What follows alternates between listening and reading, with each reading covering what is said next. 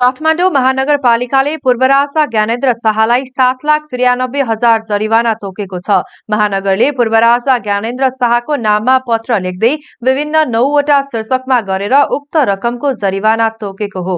शुक्रबार तीनकुनेमा भएको हिंसात्मक आन्दोलनको क्रममा महानगरको दमकल सहित अन्य विभिन्न भौतिक संरचनामा क्षति पुगेको थियो। भौतिक संरचना मात्र होइन, सोही आन्दोलनकै क्रममा 2 जनाको ज्यान समेत गएको थियो भने दर्जनौं घाइते भएका थिए। राजावादी समर्थकहरू उग्र बन्दा शुक्रबार दिनभर तीनकुने क्षेत्र तनावग्रस्त बनेको थियो।